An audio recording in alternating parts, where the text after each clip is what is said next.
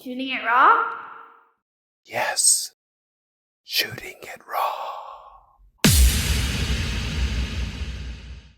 Let's go on to the next photo because, man, what an image. Okay, this is a big one. Okay, so let me describe it. Unless you want to describe it, like visually, so somebody who's looking at it doesn't have, like, can get a sense of what we're looking at. Go ahead. You do a beautiful job. I've listened to several of your podcasts. It's awesome. Thank you. Okay, so it's a photo of a group, 1, 2, 3, 4, 5, 6 people who are clearly friendly with each other. One woman is holding, probably looks like a plastic gun. One guy is kind of hugging what looks like a brand new spade. One guy has what looks like maybe, what's that called? Stand-up paddleboard paddle. One woman is putting her hand up with something in her hand. I don't know what it is. Oh, she has rubber gloves that look quite dirty. One guy behind is standing with a bottle of probably Heineken. And then there's you with a healthy beard holding what looks like a jigsaw, like a cordless jigsaw. Now, that's fine. So you have this group photo. Around you is broken up wood, benches, the inside like flooring, what could be the roof. Like there's a young child's blackboard with something written on it even, and behind this mass of just construction debris is the lawn, which looks okay. You've got the fence, and then you've got one of those houses that looks like a ranch style house, all one floor, brown brick. But yeah, this is a whole group that has pitched in together, obviously positive, feeling good. Take it away, Tim. Well, that photo is the aftermath of Hurricane Harvey, which hit 3 years ago here in Houston. And my house had about 23 inches of standing water in it. And so, in the middle of the storm, I just, it was time to get out of my house as the water level was rising and, getting close to the outlets in my house. Oh, wow. Yeah. So it was like, okay, I probably need to get out of here before I start getting shocked and whatnot. So I ended up going next door, that house that you see to the right, to my neighbor's house. He's an avid kayak fisherman. So I borrowed a kayak of his and grabbed my dog and got in the kayak and kayaked 6 miles through the hurricane to my ex-wife's house. Oh, wow. And stayed there with my daughter and my ex-wife and kind of helped them, secure things around their house. Fortunately, only her garage flooded, but my house was pretty much a total loss. Oh, and wow. So all that debris you see around me is just the flooring. There's tile, like that's hardwood floor cut up into sections, couches. I mean, it's a mountain of household. Yeah, a mountain of debris. Yeah. I mean, and it was, I didn't go back the next day to my house. Like the water went down fairly rapidly. I'd say in about 16 hours, like I could have gone back to my house, but I just stayed a day. And so I went back the second day and I wanted to go by myself because I knew it was going to be emotional because of course I wasn't able to secure everything that I wanted to. And so, went into my house, had a good cry, and just kind of let go of things and just accepted this new reality. And then went ahead and started the demolition myself, because that was really my therapy was, swinging a sledgehammer and, getting out the power tools, the Sawzall, and just going for it. And the amazing thing, Rand, was just, here I was sort of at rock bottom, just like, oh my gosh, like some of my most treasured possessions, like photos that I had that were from pre-digital age, I'd forgotten in a box and, they were all ruined. And it was, I still haven't been able to go through that box just to pinpoint exactly what all was lost. And that's been 3 years, so here I was just broken And I had people showing up to just random strangers would come up and knock on my door. And I'd like, what? Go to the door and, can I help you? And I'm like, no. Can I help you? You need any help, Matt? And it was just, so then it just began this, no pun intended, like this flood of love and support. I started, I had some friends post some things on Facebook about the flood and the devastation. And so people that I hadn't talked to since high school would send me a check for, $500 here, $250 here, $1,000 here. Oh, wow. Literally people I hadn't seen in 30, 40 years. And it was just this outpouring of love. A very good girlfriend of mine came over and she started up a GoFundMe for me that ended up raising $10,000. And in this photo, right there to the left of me in the blue shirt is my best friend in Houston, Gustavo. And behind him with the Heineken is my other best friend here in Houston, Justin. And then that's my daughter, Gabriella. The idea of this photo was to sort of do a goofy take on American Gothic. So it's like she's got my BB gun, my daughter in the yellow, and behind her is my ex-wife. And to the left of her is an Australian fellow that was good friends with my ex-wife. And he was a huge help, even though I think his motivations might have been to get with my ex-wife, which was fine because he's in there cleaning and busting up, Yeah. And just to let you know that that tool that he's holding. Oh, it's a tool. In Hawaii, they call it an a'a, which is just a digging stick. It's made out of iron. And so the tip of it, which you can't see, it's cutting off at the very bottom there, is just like a chisel. And it's very heavy, about 20, 30 pounds. And it's like the best tool for demo. You would slide it up underneath those sections of hardwood floor that were stuck to the floor with tar. And you just slide it under there and pry it up. And yeah, it was awesome. Wow. Well, okay. So a couple of things that stand out. One is the lights are on inside the building. So I was like, okay, so the light, there's one light. It's like the outdoor sort of light that sort of welcomes people in. There's the American flag, right? Americans love their flag. What it makes the image is that now that I know that's your daughter, you're both wearing these bright yellow t-shirts, and visually the two of you stand out.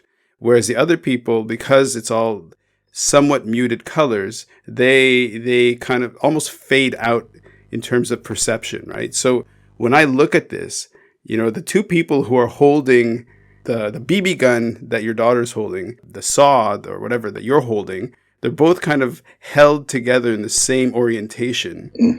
So just visually, it's kind of like as a photograph, if I was going to look at it aesthetically, there's a lot going on, and it's beautifully composed and all that stuff. And then there's the content of the image, right? So we go deeper into the content of it, which if people can connect with, like when I see it, I connect it to the tsunami, right? Because the tsunami just came in and it just destroyed everybody's houses. And it's from one moment to the next, from one day to the next. And this is another value of the podcast, is like, what if we can make every moment count? What if every second is a gift? And so I'm sure that while you were waiting to sort of go back to your house, your headspace went down to some dark places.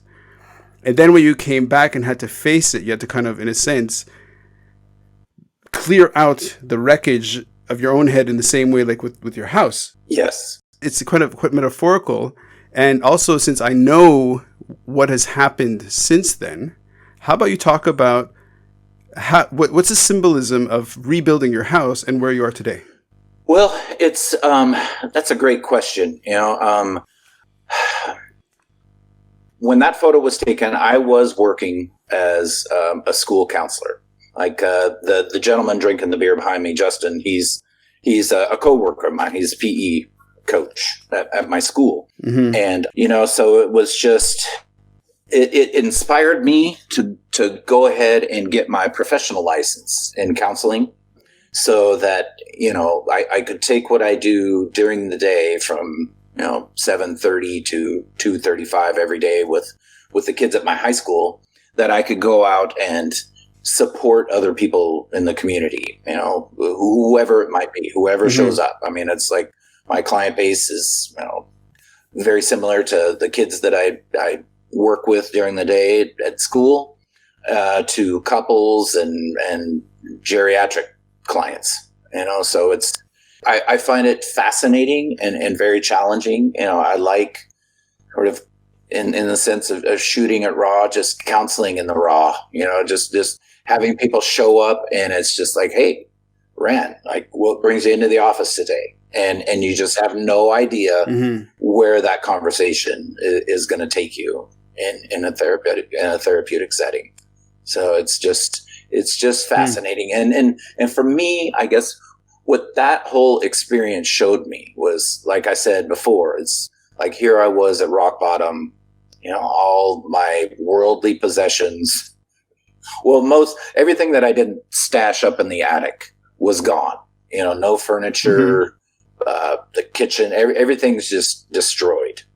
But yet here I was, able to find meaning and joy and rebirth in the midst of all this devastation, and it was just, the whole neighborhood, the whole city of Houston, for the most part, was just, I kayaked 6 miles across Houston and only had to get out one time to drag my kayak about 30 meters to where it would float again.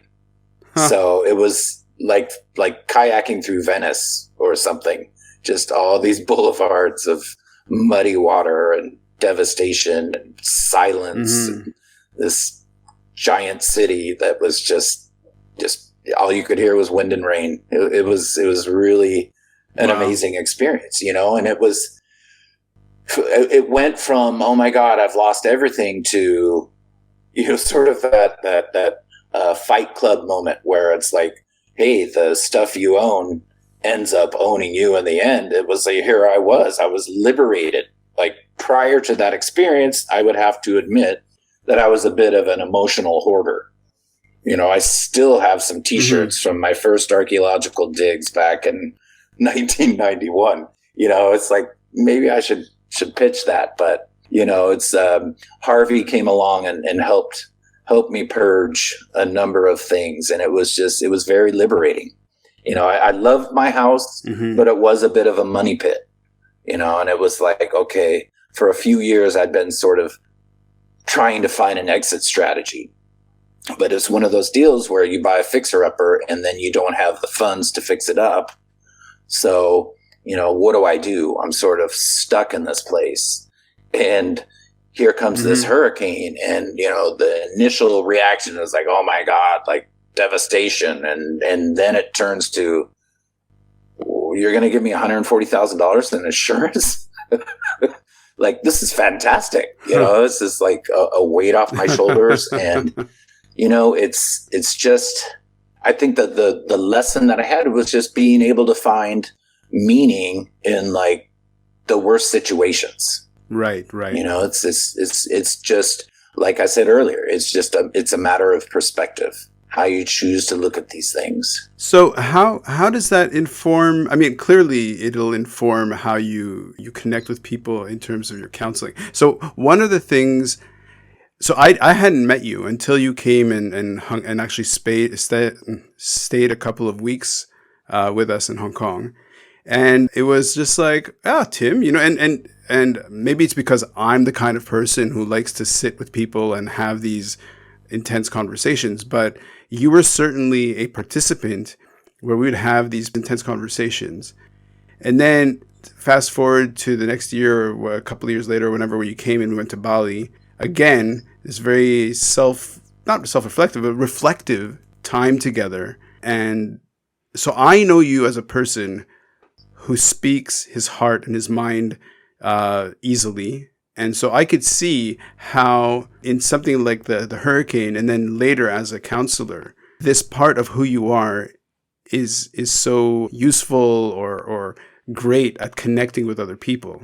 So right now, in terms of COVID, what's the reaction as a counselor of people turning to you? What, like, as a counselor, speak to the current reality as a trained counselor. Well, I guess that I would start off by just a brief description of what my philosophy of counseling is. You know, which Okay. Theory of counseling I ascribe to, and it's. I was feeling this way before I even got into graduate school, thanks to Miss Deli and Gaskell. You know, because when I was going through my divorce, she sent me a self-help book titled "When Things Fall Apart" by Pema Chodron. And the book, you know, Pema Chodron is a Buddhist, so there's a lot of information about Buddhism, but Buddhist perspective, just basically that bad things happen, and the only thing that we can control is how we choose to react when those bad things happen. And you can run away from the pain, or you can turn into it and deal with it and find some way to grow from it. And that really spoke to me. Okay. Because it's like, the simile that I like to give people is, it's like when you feel like you want to cry and you're putting it off, it's like, no, I'm a big, strong man. I'm a macho dude. I can't cry. And then it overcomes you and you have a good cry. And immediately afterward, you feel like 30 pounds lighter. You know, it's just like this huge weight has been lifting off your soul. And like, you know, this crying is very therapeutic. It's your body telling you like, hey, I need to release all of this energy and let's just have this catharsis and get it out, you know? And so I believe, you know, when we're faced with challenges, you should turn into them and face them and sort of run towards the flames instead of away, because, you know, it's not going to go away just by running away. You need, the sooner that you turn into it and you face it, the better off you're going to be. One of the, if I can interrupt for a second, when I do some training with people, you know, in terms of both actually in terms of the leadership training, but also in terms of the coaching and, you know, the Muay Thai training, it's very much this idea of, oddly enough, it's like go towards, don't go away, but go towards, for example, go towards or into the punch. Go into the kick, which is kind of very counterintuitive until you learn how to make that your practice, because that just going towards or into a punch or into a kick, in fact, saps the energy and helps you get through it. And when you're telling me like you have to face it, for example, like you waking up the next morning and saying, okay, I'm going to go into that house and go into it as a therapeutic step, I'm 100% behind you. Yeah, and then there was another book that a friend gave me. It's called Man's Search for Meaning, and the author is Viktor Frankl. And Viktor Frankl is a psychiatrist that spent time in 4 Nazi death camps, Auschwitz, Dachau, a few others. Wow. And, you know, he had this medical training, and so they would use him as a doctor among the Jews in these death camps. Yeah. And the book is all about, even while he was in these Nazi death camps, these horrible human conditions, people were able to find meaning. And so it was just like, okay, well, that's people choosing to find some good, some meaning in their life and turning into, you know, this challenge, this horrible situation that they're dealing with. And they're able to through perspective and just the sure will, like able to find meaning in their life. It's an awesome book. I highly recommend it. And that's something that those two things really formed my philosophy of and my approach to counseling and helping my clients, you know, because it's like, okay, client A, you've dealt with, you know, abuse in your childhood, but what are we going to do now? I like to focus. I don't really delve into the past too much because I just believe there's not anything that we can really do to change the past. I strive to help people reframe their perceptions of the things that they're doing and move past these past stressors or transgressions and crises that they've had, the trauma that they've had in their past, and just find some way to help them find closure so that they can compartmentalize it and move on and hopefully get back on a healthier pathway in their life. So fast forward to 2020 with COVID, and it's just anxiety, man. It's everywhere. Would you agree that right now we're having a generation of kids who are forming, their psyche is forming in this past couple of years, like this year and next, or say this year and last, like however you want to put those the bookends that contain this period of the pandemic? And because I have a kid who's 9 years old, that in a decade there's going to be the syndrome that's going to come out. The fears and anxieties are just going to surface or bubble up. What's your perception of what's happening these days, this year? Well, I believe the largest amount of anxiety is coming from disinformation. There's like these warring factions of information that are, we just concluded a presidential election, which is never a good thing for people's anxiety. And so we had this perfect storm of, our sitting president and this war on facts to garner favor in an election year is sort of politicizing a pandemic. I would say, it's perhaps on both sides, but it's honestly, I don't know about kids having a syndrome, Rand, because one thing that really strikes me being around young kids and just, I've been in education for 20 years now. And so it's like, as you see technology become more and more a part of our daily lives, I think we might be headed towards a syndrome more if there weren't things like Snapchat and Facebook and FaceTime and whatnot, because the things that I've seen in my daughter and her friends and in a number of my students is like, I don't know what it was like for you, but me and my friend group, when we grew up, our parents came and got us out of school on our 16th birthday to take us down to the Department of Motor Vehicles so that we could take our driver's test, get our license, and be semi-autonomous. The parents were like, hey, great, I don't have to drive you everywhere. You're more self-sufficient, and that's what we all did. It was like, hey, yeah, going to get my driver's test. Mom's taking me out of school early, blah, blah, blah. And nowadays, like, kids aren't even really interested in getting their driver's license. I would say the majority of them are not. Wow. And it's like, and even my daughter, she was 17 years old when she got hers. And it was sort of like an afterthought, like, well, okay, I might as well go ahead and get my license now, because these days you don't have to drive to your friend's house to be with your friends.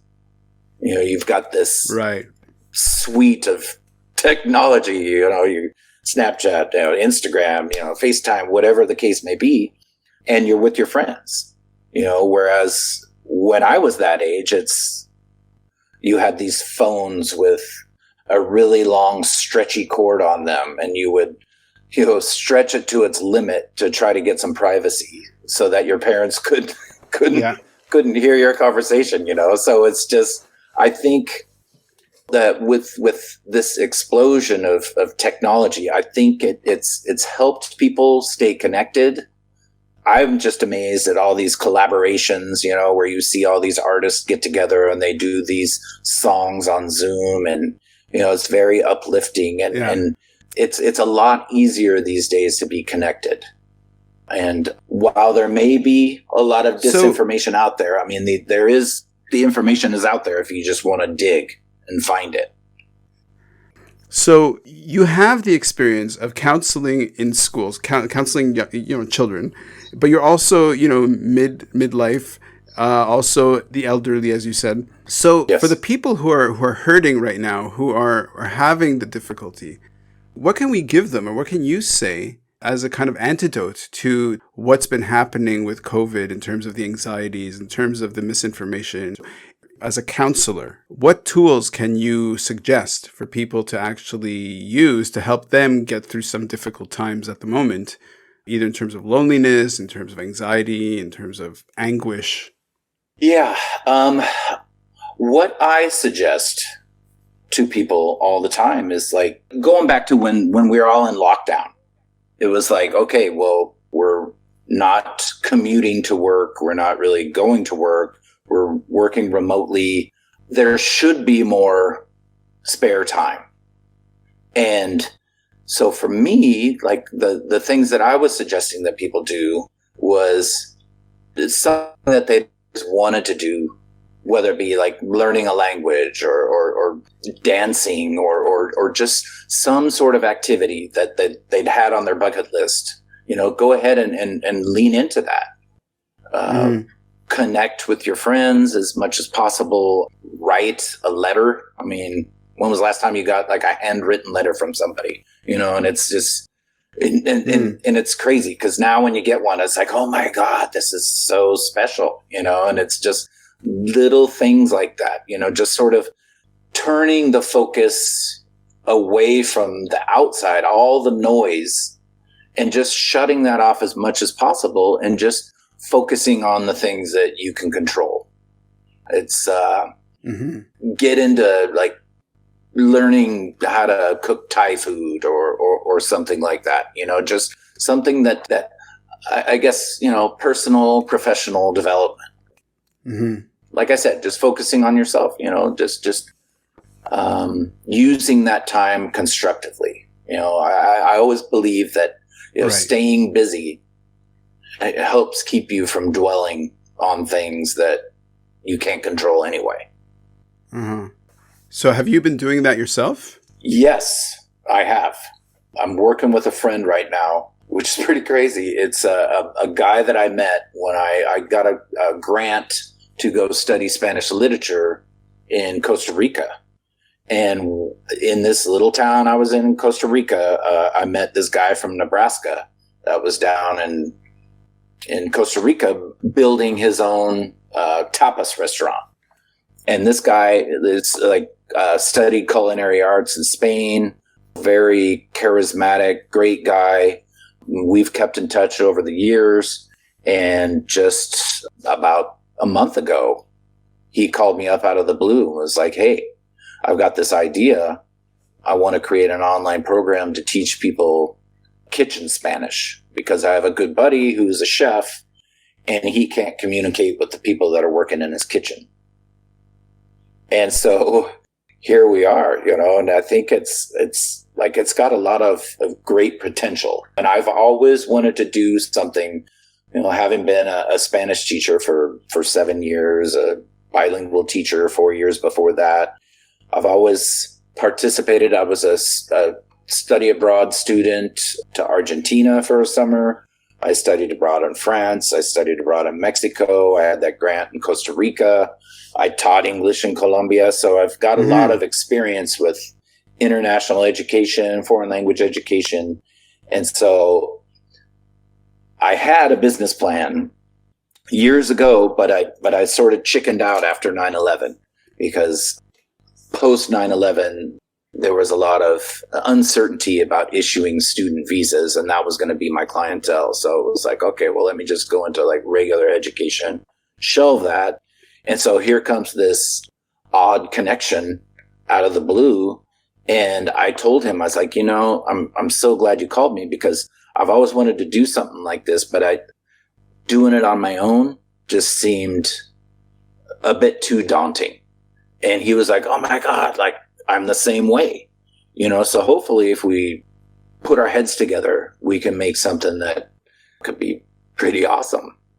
from my work in terms of as a business consultant, in terms of when we talk about entrepreneurship, which is essentially what you're doing with your friend, that entrepreneurial moment is about getting people together. Like the human ingenuity and human power, human ability to create things is by working together, by bringing people together. So you're kind of right now you're in that startup stage of connecting with this co-founder who together you're going to create something. It makes perfect sense. Perfect sense. Yes. Yes. And what is that? Sorry. I turn my phone off and it's like, I turn off, I got like my phone on the computer here and it's like, damn it. So yeah, that's my the computer tells. I want to talk about this, but no, it was over.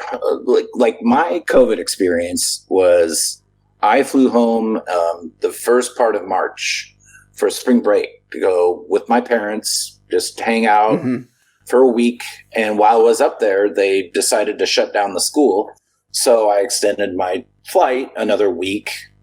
And then the district came back and said, okay, well, we're going to postpone school for another 2 weeks. So I postponed my flight for another 2 weeks. And then I ended up canceling it. And so I stayed for the first 9.5 weeks of the pandemic up in Oregon at my parents' house, who have like a lovely 7-acre house, riverfront property. Oh, wow. I could go to my 2-bedroom apartment in Houston or stay here and catch trout in the backyard. This is a no-brainer. And in February of last year, I'd purchased tickets to go to Iceland for 16 days with my daughter because she graduated from high school and that was going to be our senior trip. And so right when I got back to Houston from Oregon, I learned that they'd canceled our flight because, America wasn't doing very well and managing the coronavirus. And Iceland, a very small population, had tested everybody. And they're like, yeah, thanks, but no thanks. You guys stay together. So I called my daughter. I was like, oh, bad news. And she's like, that's okay, Dad. Let's drive to Oregon. Let's do a road trip then. And so we took 5 weeks and hit all these amazing national parks, state parks on the way up to Oregon and on the way back. And it was, 8,000 miles in about 5 weeks. And it was just incredible. Oh, awesome. Hey, shoot me a photo from that trip. Oh, okay. So absolutely. I can use it. Yeah, that's great. And just that time on the road with your kid, and just it was priceless. So, I guess that was my way of dealing with COVID. Was like, okay, well, we've had this awesome plan, we had this awesome trip set up, but that got shut down. So let's make the most of it. Yeah.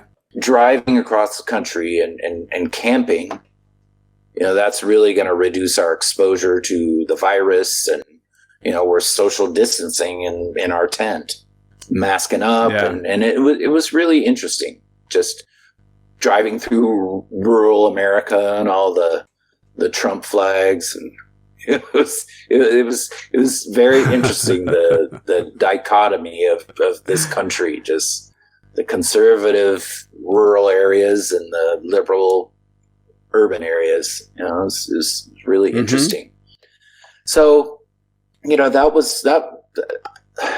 I guess, there's a lot of people that were just would have been too afraid to do that. There's just too much uncertainty out there. And it was like, well, maybe we did put ourselves at some unnecessary risk, but based on the information that we had our hand sanitizer, our masks, kept our distance, just did what we could to mitigate the risk. And we had an awesome time, had an amazing time. And move forward. I have to end this. I love talking to you, but really, if anything, it's kind of like go towards the problem, go towards the pain. you're given a pandemic, so let's get in the car and go toward. Let's go toward Oregon. Let's go toward your parents' house. So yeah, nice. Yeah, in your face, COVID. Usually our language is pretty colorful. We've been really quite professional. But yeah, in your face, COVID. Tim, thanks, man. Yeah, thank you, Ren. Stay well. Take care. Give your ladies a hug and kiss for me.